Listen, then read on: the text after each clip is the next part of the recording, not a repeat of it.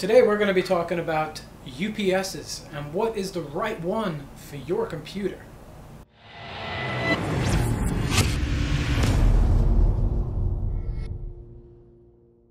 So I browse a lot of forums, I keep up with trends. Since I'm in the computer business, I have to make sure that what I'm marketing to my audience is relevant and current and in demand. Sometimes I run across a genuine question on a forum or in a Facebook group that's dedicated to PC builds, and I come across mostly stupid ones, and I don't choose to answer on them. There are some that are very, very good and that need answering, and I see a lot of people that chime in and they know nothing about what they're talking about. If you're, say you have a computer and you've spent $2,000 on a computer, and which the majority of those types of computers in that price range have anywhere from a 750 watt power supply upwards to 1,000 watts. They need a UPS because their power is dirty, they get brownouts, they get blackouts, they get line cuts, they get a lot of thunderstorms, maintenance, whatever.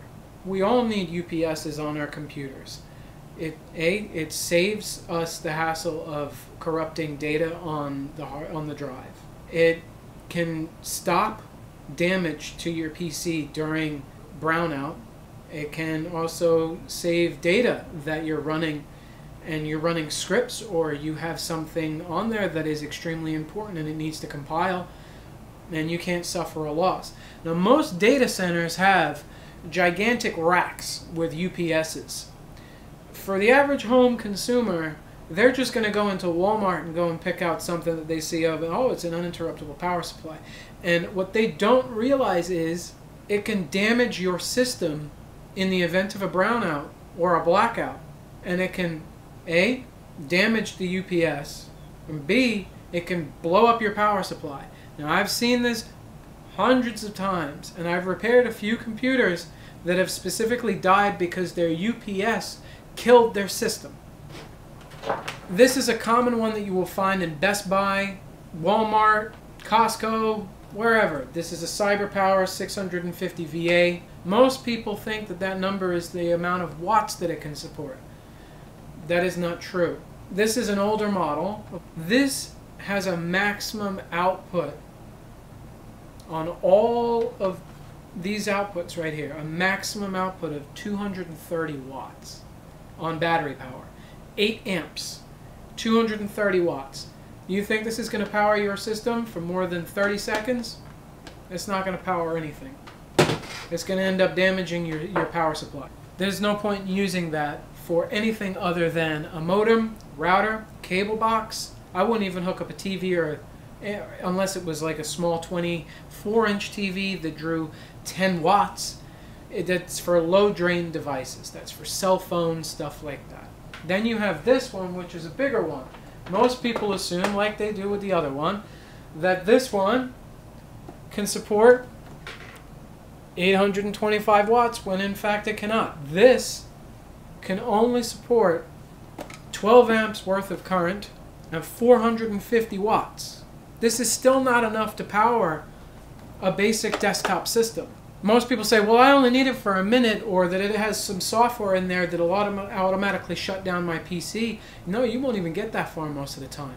Now, their reasoning behind this is that they think that because their system does not draw any more than 400 watts, that something like this will be perfectly capable of holding their system up. That's like asking SpongeBob to lift up a weight plate. It's not going to happen. You'll get system crashes, instability, the batteries will die in this thing, you'll damage the charging circuit inside these units. They are marketed and they're wrong. Now you're going to spend, what, $60, $70 on these things? I think this one retailed for like $80 or $90 when it was new. This one was like $49 when it was new. They are not adequate enough to power your system for any amount of time. Now, what these people that are reasoning with, well, I only draw X amount of watts under full load with a 750 watt power supply, and I only pull 500 watts. That does not matter, dingus. Just because you use this power meter to tell you that your system is only drawing from the wall 500 watts, yeah, but what's its amperage rating? Do you even know? I'll tell you right now, it's probably about 12 to 13 amps for a 750 watt power supply. Now, those little tiny little itty bitty batteries that are in here are only, I think this one is a 9 amp hour battery, which means that it can only supply for 1 hour sustained. You're not supporting your power supply. Not only that, but when you switch from AC mains to a battery backup such as this, it is a modulated sine wave. So it steps up, it steps down, it steps up, it steps down. It's a square wave. It's not nice and curved and round and oscillating like a normal AC current. That puts more stress on the power supply in your computer. So what you're going to need, if you have a 600, 700, 800, 900, 1,000 watt power supply in your brand new shiny rainbow unicorn system, is you're going to need one of these guys. You're going to need a Tripp Lite Smart 1500 VA. That is exactly what you need for your system. And this is, I think, what is it? Let's see. I'm just going to look at it right now. This is $189.91, and this will be able to power your system, and it will be able to provide enough current to your system without taxing it and destroying it. When you tax these too much, the batteries die extremely quickly. They are very lightweight AGM, they are glass mat, lead acid batteries, the same type of batteries that go in a car as a starting battery. They provide a lot of current at the beginning, but then they drop off very, very quickly because the plates that are inside the batteries are very, very thin. Those batteries that are in this thing, they only last about a year or two before they don't hold a charge anymore, and they can't provide the amperage necessary to run whatever you're trying to run in the background. I myself had one of these take out a lowly 500 watt power supply system. Very, very, very little tiny system. These can barely power a Dell, and those things use a 12 volt only power supply. They're like 400 or 500 watts max for most of their systems because they only use a 12 volt system. They don't use anything else on there. These are not going to cut it. Don't skimp out on a UPS when you have spent $1,200 to $1,800 on a video card, and if you paid that much for a video card and you can't afford to have a UPS on it, then you live with the risks that come with that decision. Do not listen to the trolls and the people that will skip through 20 minutes of a Gamers Nexus YouTube video and think that they're an expert because they've built 2 computers in their basement and one of them looks like they were put together in the dark. Don't do it. If you're going to use a UPS, use a UPS that is properly rated and over the capacity of your power supply. My suggestion and my basic rule to all of my customers is when they purchase any of my systems, if you want a UPS, make sure that you get one that is 300 watts above what the maximum output rating of your power supply is. That way it is adequate and it is powerful enough to provide current and voltage to your computer for the time that it takes to shut down your system correctly during a power outage or a brownout. And a brownout is even worse. A brownout will undervolt. You'll get 90 volts, you'll get 80 volts on a main line, and this system will kick in and it will provide the juice to 110 or 115. If your system is too powerful for this, it's just going to shut down or it's going to cause problems and your power supply can blow up. I've seen it happen. I've replaced power supplies in computers that have exploded because of underrated UPSs. You also need to take care when buying power strips. If you buy a power strip, make sure that it has a very high joule rating for your system. The higher the joules that is rated for, like a Monster, one of those Monster power strips, it'll be 1,850 joules. Get one of those. Replace them every single year, because with or without your knowledge, there are spikes that go through to your system, and your surge strip will suppress the incoming surges. But over time, it degrades, and it degrades, and then it won't protect your system anymore. And it'll just allow whatever it's gonna go through that line, and a spike is gonna go straight to your power supply and into your computer. So make sure that you get a high quality surge strip, and if you don't get a surge strip and you get one of these, make sure you get something. I know you can't really see it on the screen too well. I will try to adjust the brightness there a little bit for you, but right here, you get one of these guys, and then you'll be able to cruise and surf the internet with confidence, and that your system won't explode. Do not listen to the goons on Facebook that do not know a damn thing about anything besides their system and what they've learned on Linus Tech Tips by skipping through half of the video. Don't get one of these to power an 800 watt system, or a 600 watt system, or even a 400 watt system. These things can't support it. You got everything set up, you got your gaming computer at home, you got all of that stuff. You stop at Walmart, you go into the electronics aisle, because I always go, no matter what, even though they've got cheap garbage most of the time, I still go to the electronics section. I go look around so that I can go have a laugh at their pre-built PCs that they have over there. But most of the time, you know, oh, I need a surge strip. So you grab one of these guys. And then that's going to adequately suppress surges? No. No, it's not. Nice. So most of these surge strips that you will find in most places, their protection circuit is simply an MOV, or a metal oxide varistor. And this MOV has a finite lifespan. Every time that there is a spike in the line, the MOV that is inside the surge strip is going to suppress that spike.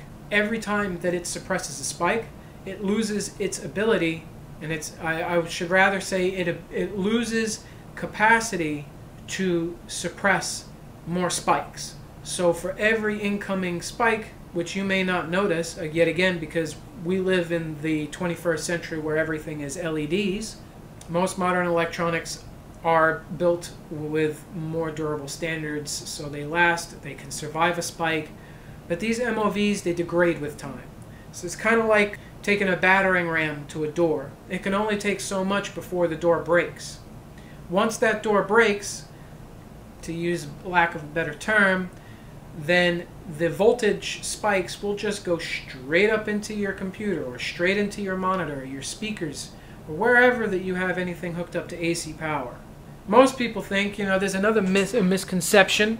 There's another misconception, which is that you can take one of these and you can take another one, you know, and you can daisy chain them. Now I'm just putting this into itself, and then you can daisy chain one off the other. It's not how it works. There was somebody who actually argued with me yet again on a Facebook forum, telling somebody to do something. I don't know if they were a troll or not, but they seemed serious enough. It was kind of scary that there's actually well, you know what? It isn't scary. They put warning hot liquid on coffee cups. Daisy chaining is not going to increase the protection from surges using multiple surge strips. It's going to be the same level of protection across all of the surge strips, because it's just shared. Because people don't understand voltage and amperage, and you know what, most people don't, and that's totally fine. That's why there's engineers, technicians like me. Select a UL listed surge strip. Now a lot of them have fake stickers. Now most of surge strips that you can find in the store are legitimate, but there will be places like Walmart, like Costco.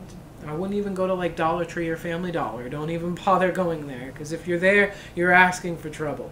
Most of the surge strips are UL certified, but they're not adequate enough. Amperage through the lines before you start compromising things. They use these really thick cables, but the actual copper content to strands that are in these wires are very small. They just make it feel premium. Always go for something with the highest joules rating that you can get. The highest joules, the highest voltage that it can suppress. Now that one that I have there says that it can suppress up to 3 kilovolts, but then it also has on a different sticker that it can only suppress up to 500 volts. I don't know which one to believe. That one I just use when I need to plug something in very quick, test something out, and then put it away. I don't use it for anything else. Get something like a Monster monster cable type suppressor. Get something that's fairly beefy from a very well-known company that comes with a warranty on it. A lot of the ones that you can get at Walmart, like HyperTough and stuff like that, only some of them actually have surge protection. I have never used the insurance that they provide in them. I don't know how good it is, and I'm not trying to tell you to go exactly to Monster or something, but go with a company that specifically works with power. Tripp Lite is one of them.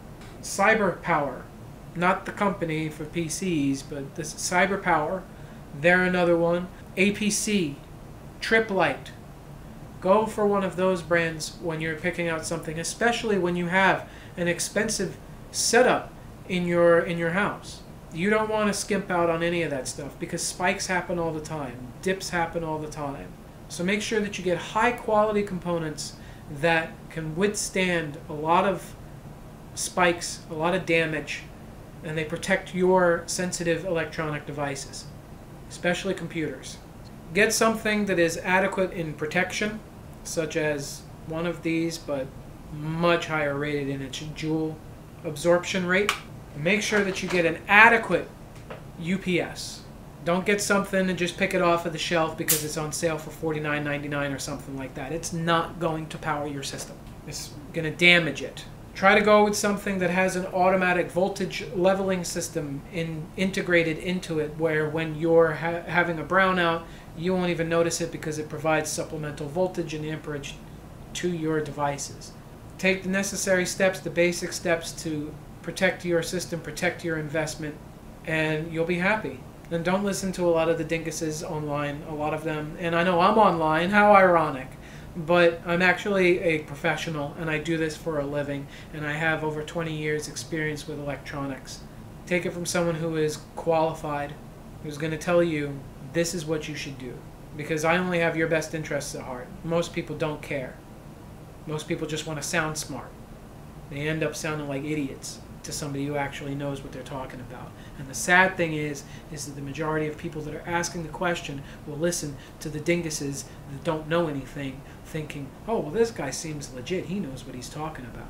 Always do your own research, and always go above what your power supply is rated for. And not only that, but taking this into account. Not only are you going to be plugging in your computer, you're also going to be plugging in your monitor and any peripherals that you have that you need AC power for. So get the most powerful UPS that you can, so that way your monitor stays on during a power outage. That way you can actually see what you're doing and shut down your programs properly. What are you going to do when the power shuts off? You're just going to let your computer sit there until the UPS dies? Get something that can adequately power your entire computer, your entire setup. That's it for today.